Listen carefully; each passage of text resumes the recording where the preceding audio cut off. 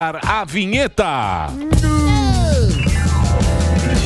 No programa de hoje, o teólogo e radialista que está com as redes sociais bloqueadas. Eu não quero acreditar nisso. Eu não quero acreditar, presidente. Um dos maiores pastores desse país. Alguns acreditaram. Nós não. Alguns acreditaram. O deputado federal, o Tony de Paula. Tony, radialista também, o Tony. Da nossa área, né, o Tony? Como é que tá lá? Você votou pra reforma também, né? Votei. Direita trans. Votei. Direitinha trans total. Votei, não sou direita Nutella e não sou direita trans. É trans. Não, deixa eu só lhe dizer aqui uma Se coisa. vê como direita, mas vota na pauta dos canhoteiros. Nós estamos transformando uma pauta que é uma pauta de Estado, certo? Em uma pauta de governo. Na verdade, nós precisamos perguntar aqui o seguinte: o que está aí é melhor do que o que foi aprovado, mesmo não sendo perfeito? Não sei. Deixa eu só lhe dizer aqui. A sociedade não sabe. Deixa eu lhe dizer aqui uma coisa. A nossa honestidade intelectual diz e mostra, e eu ouvi aí o Sami falando isso aí muito bem, certo? De que o que nós temos hoje, que é esse manicômio tributário, certo? Nós estamos diminuindo com o que foi aprovado. Foi o texto ideal? Claro que não foi o texto ideal. Agora vai para o Senado Federal. Vai piorar o texto. O Senado vai dar a sua contribuição. Qualquer mudança que o Senado faça volta para a Câmara. Portanto, ainda não tem nada perdido, certo? Ou seja, nós ainda vamos avançar ainda muito nesse debate, tá certo? Então, eu fiz o meu voto consciente, tá? Deu explicação. Eu fiz o meu voto consciente. Mas não foi muito rápido essa votação? Foi muito rápido. Não liberou muito dinheiro para? Deixa eu só lhe dizer aqui uma coisa. Diga. Votação rápida já é um hábito naquela casa. Que tá errado, não? Não, é claro que tá errado. Então? Mas já é um costume daquela casa, certo? Você vota muita coisa a toque de caixa e aí os deputados precisam fazer o que eu faço, que é constituir uma assessoria técnica para que essa assessoria técnica possa ler com maior rapidez ali o projeto, ali o texto, para que você possa votar com o mínimo de certeza e de consciência naquele momento, que foi o que eu fiz, tá certo? Então, mas a nossa reforma aí da nossa Previdência, do nosso governo Bolsonaro, certo? Também não pense vocês... Mas foi bem discutida. Não, foi bem discutida. Demorou muito. Mas não Demorou pense muito vocês tempo. que não a foi oposição... uma noite para outra. Que a oposição, na última hora, também não reclamou. Não, porque tinha que falar mais, porque tinha que discutir mais. Mas é reclamar e votar, é diferente. Você pode reclamar e não votar. Todo mundo votou. Mas eles lá reclamaram e também votaram. A favor ou contra? Não, a favor. Por quê? Porque como nós precisávamos, Sami, ter a reforma, então até eles votaram, certo? Hoje nós chegamos nessa encruzilhada. O que nós temos aí, tanto que eu mesmo liguei para vários empresários amigos e todos disseram: ô Tony, pelo amor de Deus, vota essa potroca, põe isso aí para acontecer, pelo amor de Deus. E estive o dia todo... Eu não conheço ninguém, deputado. Não. Quais empresários? Eu não conheço Empresários. Sami sabe disso. Sami sabe. Outra coisa, estive com o nosso governador Tarcísio o dia todo, certo? Tarcísio é trans. Tarcísio é trans também? É trans? Não, fala assim não. Eu não acho Tarcísio trans. Eu quero ver o Tarcísio ganhar sem o Bolsonaro. Aí que eu quero ver. Não, mas... Aí que eu quero ver. Não, mas só que ele admite isso. Não, eu sei, mas o Bolsonaro fez todo mundo. Claro, o nome político. Vou uma coisa pra você. Claro é o que a gente vê. É verdade. É o que a gente... O Bolsonaro perdeu pro Jaiminho em São Paulo, capital. Sim, na capital. Você é do Rio. Sim. Perdeu aqui, ó.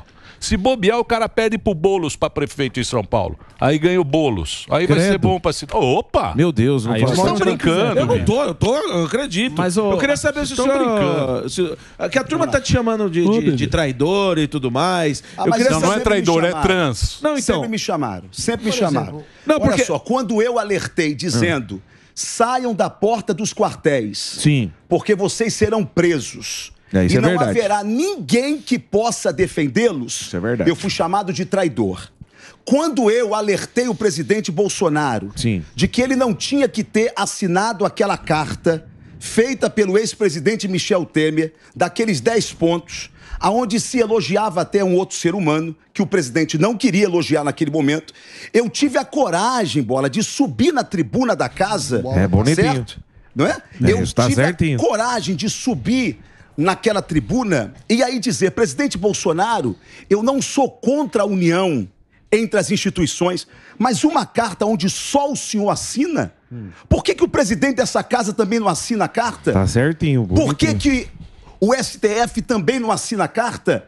E naquele momento eu disse, presidente, seus conselheiros estão lhe aconselhando mal.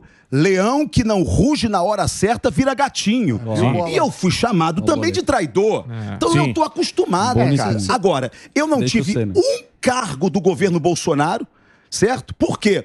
Porque o que me unia ao presidente Bolsonaro e une até hoje, não é? Eu quase infartei a minha assessoria agora, não é? E esses meus advogados, porque eu subi na tribuna e fiz o último pronunciamento dizendo perdeu Mané. Sim. E aí eu falo sobre o presidente Bolsonaro, perdeu Mané. Sim. Certo? Por quê? Porque eu não tenho rabo preso com essa gente, eu não tenho rabo preso com essa turma. Falei por favor. Já quebraram tudo quanto é sigilo meu, já abriram tudo quanto é sigilo meu. E eu subi na tribuna e disse da tribuna para quem quebrou os meus sigilos. Eu desafio, se não achar nada meu, quebra o seu. Certo? Agora, quem é que pode fazer isso? Ou é maluco, ou quem tem consciência que não tem rabo preso. Sim. Ô, Tony, Você vai ser candidato a prefeito no Rio? Sou candidato a Você é prefeito do Rio. candidato a prefeito do Sou Rio? pré-candidato a prefeito do Rio. Pelo MDB. Eu sou centrão, porra.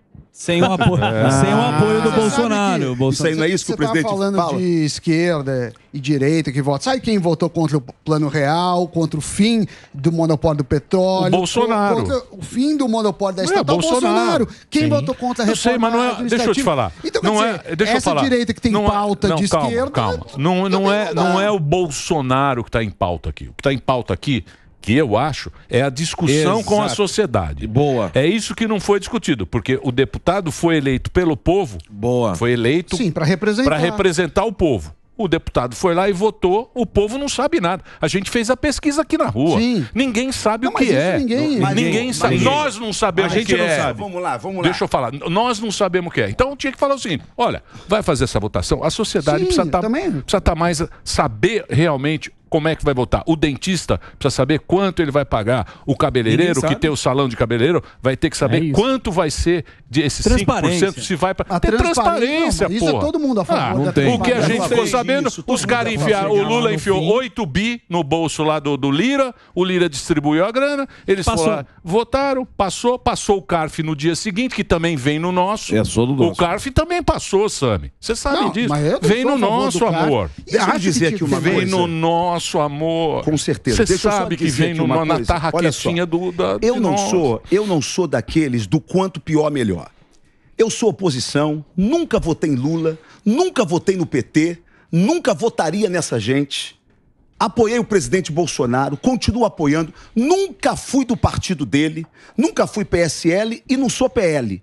Portanto, para eu estar ao lado do presidente Bolsonaro, eu já provei que eu não preciso estar no mesmo partido. Nós defendemos ideais e defendemos bandeiras que nos unem. Pronto, certo? Também não sou bolsomínio, porque eu divido o eleitorado entre bolsomínios e bolsonaristas.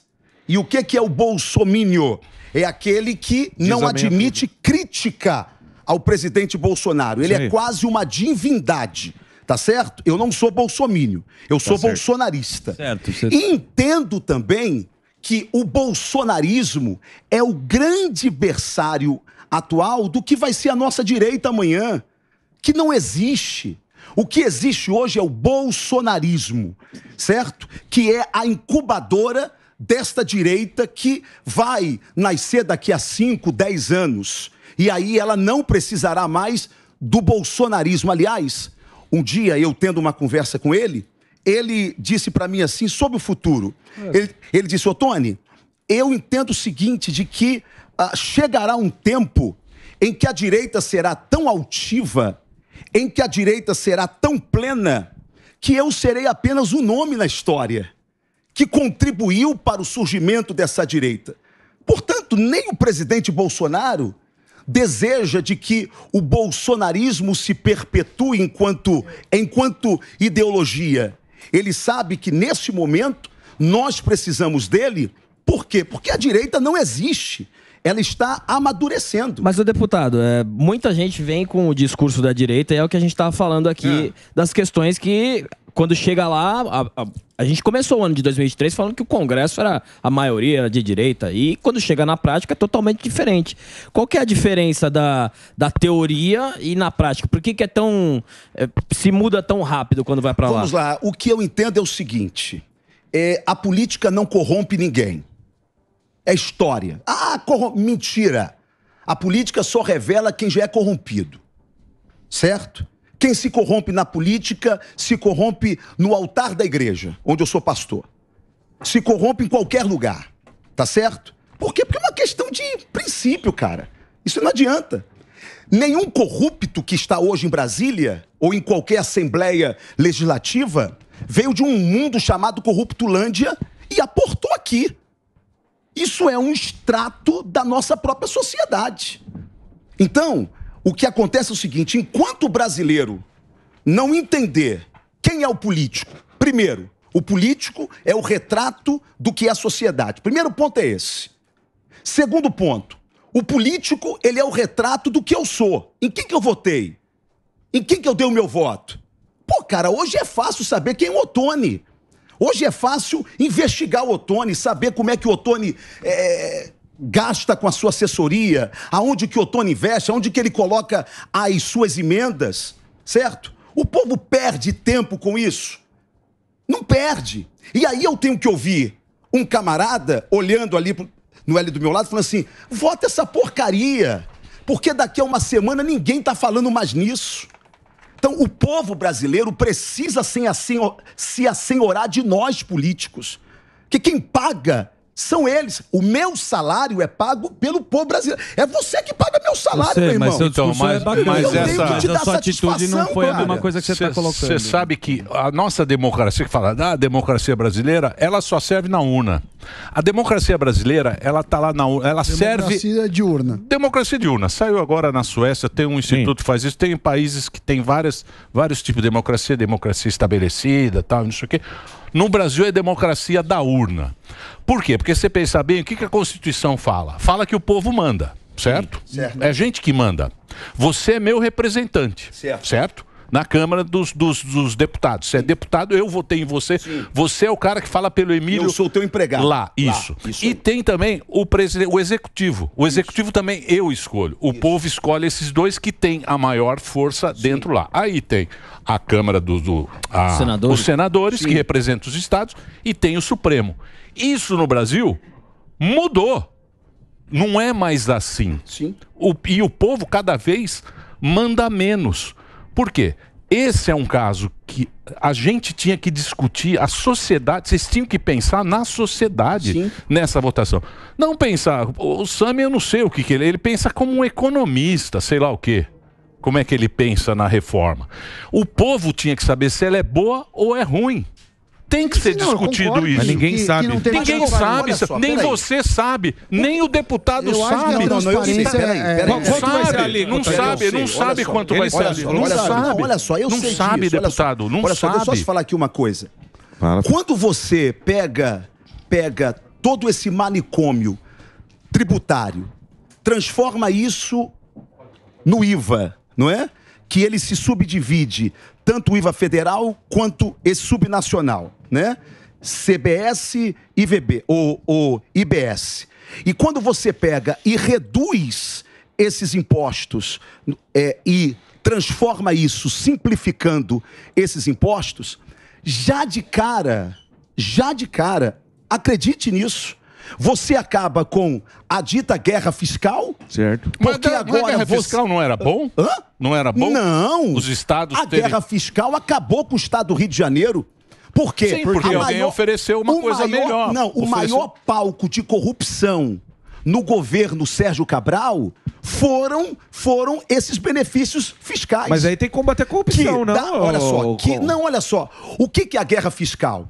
A guerra fiscal prejudica todo mundo. Por que prejudica? Porque um governador chega e diz assim, coloca a tua empresa aqui. Certo. Você paga menos. Certo. Certo, olha só, coloca aqui porque agora você paga menos. Certo. Claro. Certo? Agora com essa reforma, não. Por quê? Porque a cobrança agora não vai ser aonde o produto é produzido, mas aonde o produto ele é vendido. Não é? É no consumo. Portanto, a empresa agora, ela tem autonomia para ir para onde ela quiser ir, não é? E não é o dinheiro público que vai ser usado nessa barganha. Tá, então vamos lá. Aí vai dar mais dinheiro. Certo. Então, esse é o primeiro ponto. Então vamos lá. Vai dar mais dinheiro para estado pobre. Certo? Segundo o que a gente viu aí. Estado que vai ter um fundo. Vai ter um fundo. Isso não está claro. Está claríssimo. Lógico que vai ter. Isso não está claro. Então preste atenção. Pode escrever, deputado. Escreve lá. Você vai ser prefeito. O Rio é lugar que tem grana. Tem petróleo, o Rio é uma maravilha. Certo. É porque tem muito roubo lá, você sabe disso.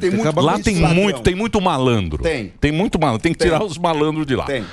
É o seguinte, esse negócio aí de dar dinheiro, você vai ver o que vai aparecer de funcionário público.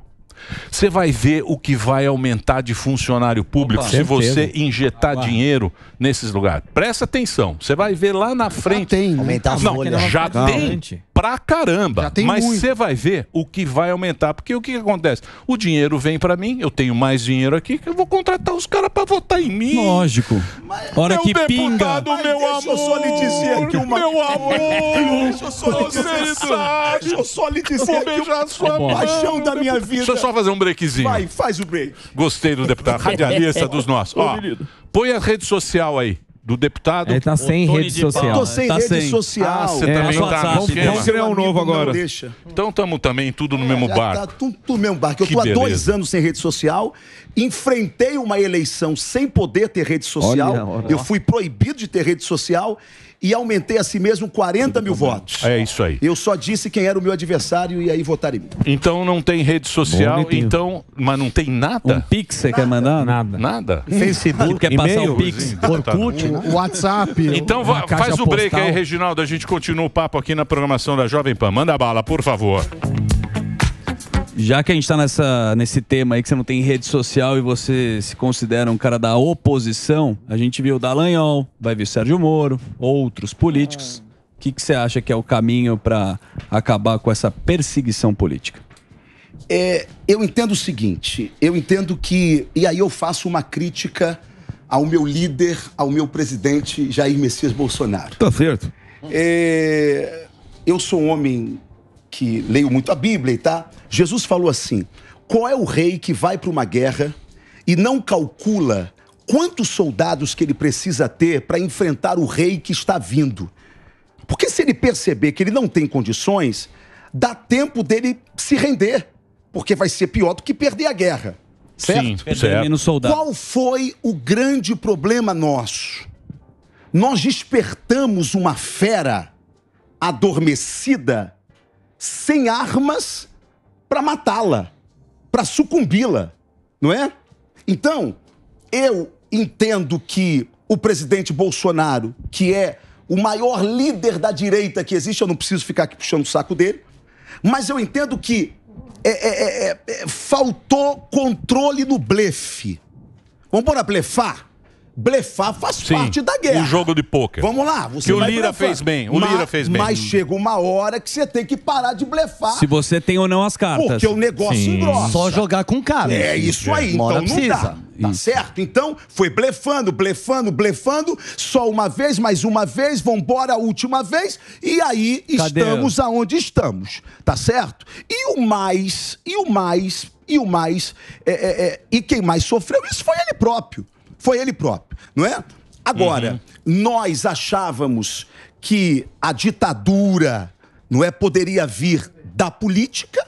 Estamos vendo que não, não é? Ao ponto de nós estarmos aqui nesse programa salvaguardando palavras, Tá certo? Não Opa, é? claro. Então, esta é a prova de que nós estamos vivendo em uma ditadura, porque a partir do momento que num país dito livre você não pode falar nomes, você não pode falar isso e aquilo, e qual é o problema nessa história toda?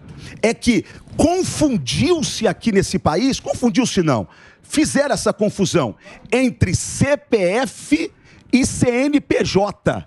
Ou seja, quando eu critico o CPF de qualquer ministro, é como se eu estivesse criticando a instituição. Exato. Não, a instituição é basilar da nossa democracia e nós queremos um STF forte. Agora, por que eu não posso criticar um ministro que eu pago o salário dele? Sim. Como me criticam porque pago o meu salário?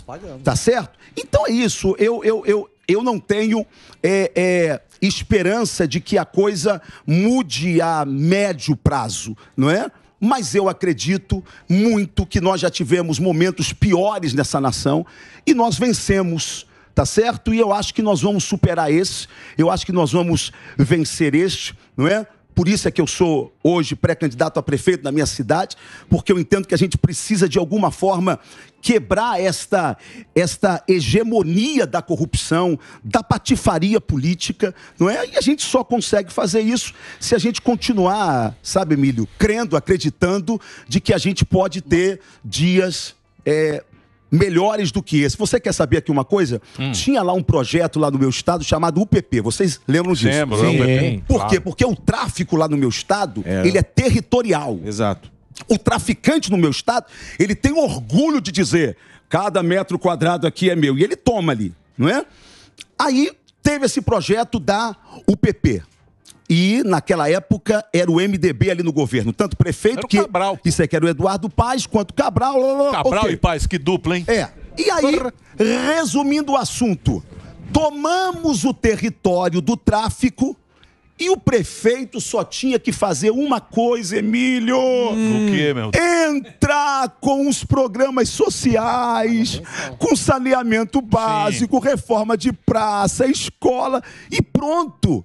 Simplesmente entrou com a arma, espantou as ratazanas, que eram os traficantes, e o Eduardo Paes simplesmente cruzou o braço e não fez nada. Não, mas você acha que as prefeituras aí já vai ser um recado que o povo vai dar nessa próxima eleição de prefeitura? Que, de repente, se o pessoal já não aceita do jeito que tá, ou ainda não vai ser a hora da direita? Não, eu acho, olha só.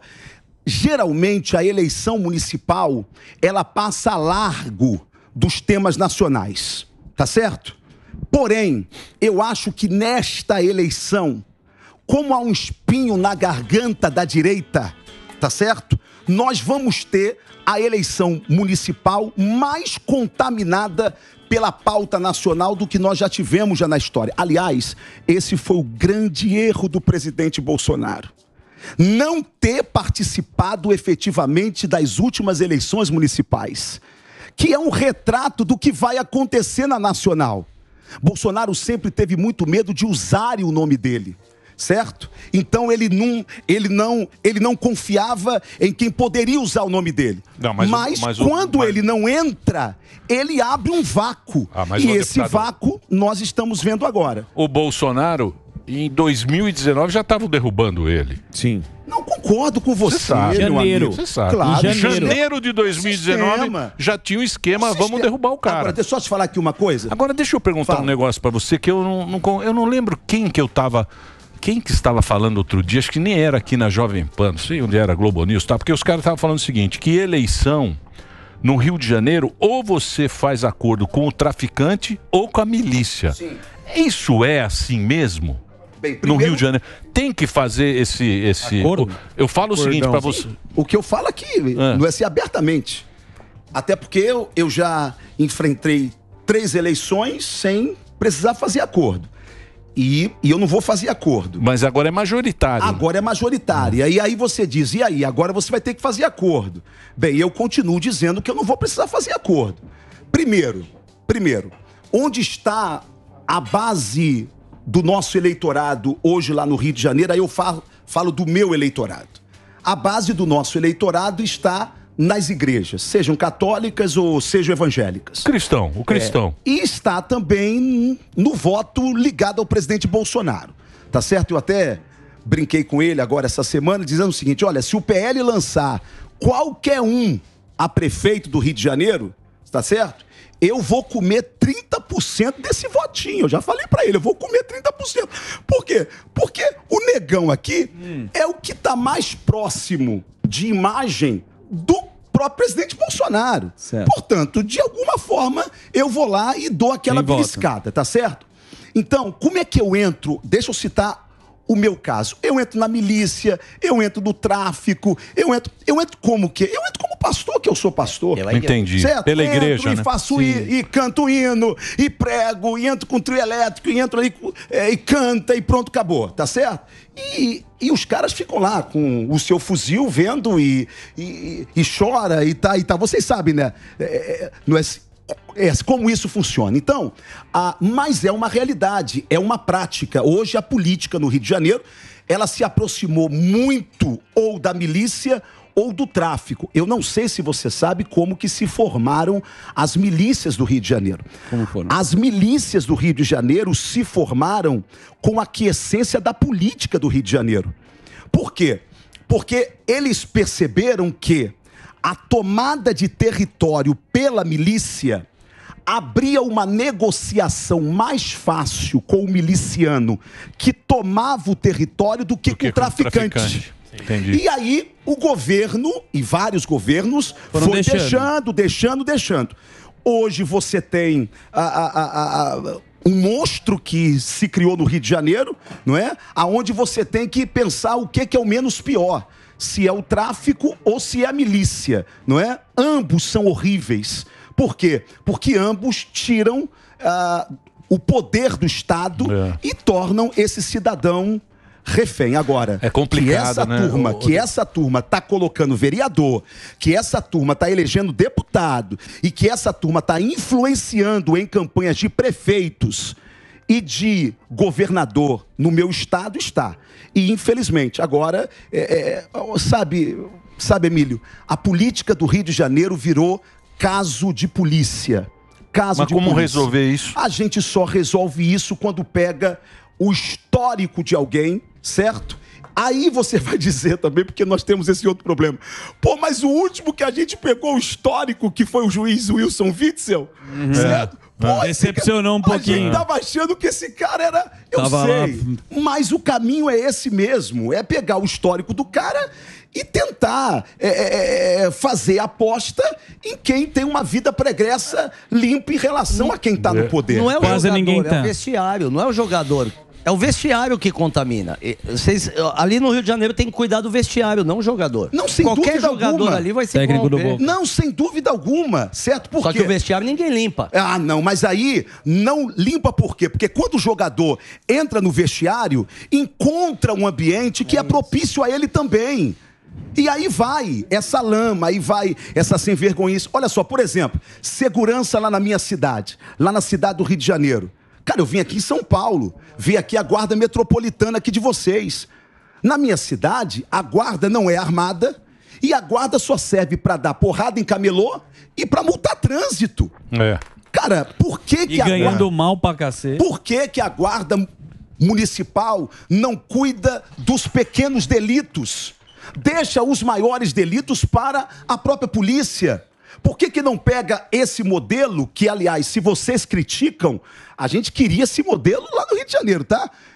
Porque com todo o problema que vocês possam ter aqui com a guarda metropolitana, a gente queria essa guarda lá no Rio de Janeiro, certo? Por quê? Porque a guarda do Rio de Janeiro, que é a guarda do Eduardo Paes, é uma guarda que não protege o cidadão, protege poste, protege estátua, protege o bem público, mas que maior bem público que há do que a segurança do próprio povo, né? Então, eu acho muito complicado a gente conseguir avançar no Rio de Janeiro com políticos envolvidos naquelas patifarias que a gente sabe e que já foram noticiadas e que a gente precisa entender. Ou a gente faz uma nova aposta ou vai continuar tudo como antes.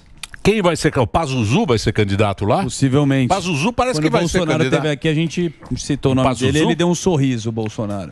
O Bolsonaro às vezes sorri sem você saber por que ele está sorrindo. Você sabe disso, né? Não fala por mim, não. Então, eu acho o seguinte, seja quem for o candidato... Não, mas fala aí quem são tá os os possíveis. nomes. Vamos lá. Pazuzu. Quem tá ventilando aí? Pazuzu. Olha só, eu não vou falar sobre uma Flávio conversa não mais. que eu tive com o presidente Bolsonaro, porque é algo muito Pessoal. particular e eu não vou aqui abrir. Mas certo é, o que o presidente Bolsonaro não precisa é colocar o nome tão ligado a ele que caso perca para Eduardo Paes, caia no CPF dele. Você tá puxando a sardinha pra você. Não, por isso que ele já tirou o Flávio. Isso ele já falou. Por isso que ele já tirou o Flávio, amigo. Porque se Flávio perde, quem tá perdendo é ele. Perfeito. Certo? E aí eu acho que se for Braga Neto é a mesma coisa, tá? Também que é bem Quem ligado. tá perdendo é ele. Tá certo? Agora, se ele hipotecar o apoio a uma outra candidatura que não seja ligado a esta imagem dele de, fulano perdeu, mas quem perdeu foi Bolsonaro. Por quê? Porque eles estão tão ligados que isso cai na conta do presidente. Então eu acho que isso tudo vai ser avaliado pelo PL também, Emílio. E tem que ver agora, porque, os caras tá uma moda agora não entrar o candidato que é forte, né? Sim. Cuidado lá, hein? Você vê a Corina lá na Venezuela. Corina. Mas aí é outra história. Tiraram ela. Então, mas tiraram do juiz. E aqui tá como? Corina. Aqui tiraram o Bolsonaro. Tudo bem. Bolsonaro fora. Já falando da prefeitura. Corina na Venezuela fora. Já me transformaram em réu já no STF agora. E na Argentina, o Milei lá, o doidão, que é um Bolsonaro, já estão metendo os querendo já. estão querendo tirar o cara da. Então agora, essa eleição. Deixa eu falar que coisa, hein? Também que situação, hein? Também não adianta a gente falar sobre segurança achando que arma resolve tudo, não é? O que a gente precisa é aliar essa questão a uma educação de maior qualidade, a questão da empregabilidade. Por quê? Porque todas essas coisas são fatores que vão desencadear a violência que nós estamos vendo aí. Não é? Então a gente precisa... É na criança, é a criança. Não, isso a longo prazo. Não, mas o que eu tô falando aqui é tendo a visão do prefeito. Tá certo? Se fosse a visão do governador, não, aí é tiro, porrada e bomba, porque tem que prender agora o vagabundo agora. Prazo, certo? Você sabe o que um vagabundo falou pra mim dentro de uma comunidade que eu fui, cantei e tá. Ele chegou pra mim e aí disse assim pra mim: posso te pedir uma coisa? Eu falei, pode. Ele disse assim, cara, se você chegar lá, me promete só uma coisa. Eu falei, o que é? Ele falou, cara, tu tá vendo aquele cara ali? Rapaz, era um menino de 7 anos. Ele olhou pra mim e falou assim, disse pra mim, é meu filho. Cara, faz alguma coisa. Eu não quero que ele esteja no meu lugar amanhã. Cara, eu ouvi isso de um traficante, cara. Ou seja, é o mal dizendo pro Estado, faça o bem, me ajuda, rouba menos ou não rouba nada, que vai sobrar dinheiro pra fazer o que tem que fazer, que é socorrer meu filho, pô. Tá certo? Então é isso.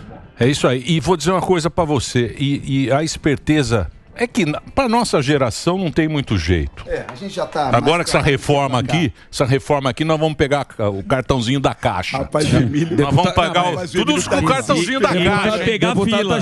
Classe média, você que está empreendedor agora, pagando 5%, você vai pagar 27%, 30%. Eles vão tomar seu dinheiro, fica tranquilo.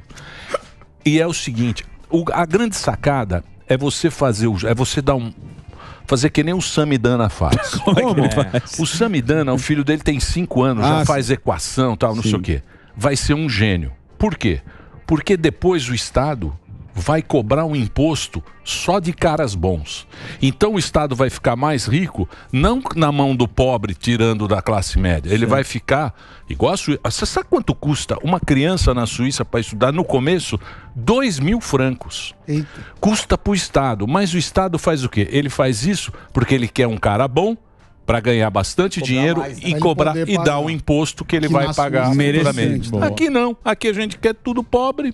Sem Os caras querem tudo pobre para dar uma carteirinha de 600 aí. Tá isso lá. aí. Olha lá, hein? Isso aí. Olha lá, hein? Deixa eu só te pedir aqui uma coisa rapidinho, porque eu preciso fazer aqui um apelo. Pode fazer. Nós estamos tentando instalar a CPI da transexualização na Câmara Federal. O que é a CPI da transexualização? A USP, aqui em São Paulo, começou um processo de transexualização de crianças a partir de 4 anos de idade. Tá maluco. Crianças de 4 anos de idade já estão passando por processo de transexualização, inclusive com aplicação de hormônios. Hoje nós temos, entre crianças e adolescentes, Emílio, mais de 180 sendo tratado pela USP. Infelizmente, eu não queria tocar nesse assunto, porque tudo é homofobia. A maioria dos pais dessas crianças são pais de relação homoafetivas. Pois bem, nós precisamos abrir uma CPI na Câmara Federal, porque a USP está usando dinheiro público para transexualizar crianças e adolescentes, sem nenhum fundamento científico a não ser ideológico. A pauta LGBTI, que é a mais e não sei quantas letrinhas ainda vai ter. Agora, o que eu acho mais curioso é que nós temos deputados ditos conservadores, ditos de direita, aí é a direita trans. Não vem não, você votou lá. Aí você votou na pauta. Eu já expliquei. Eu quero ver o sim ou não. Eu já expliquei. Muito bem. Aí vem e tem dificuldade de assinar a CPI. Portanto, nós estamos começando agora um processo de apelo, não é?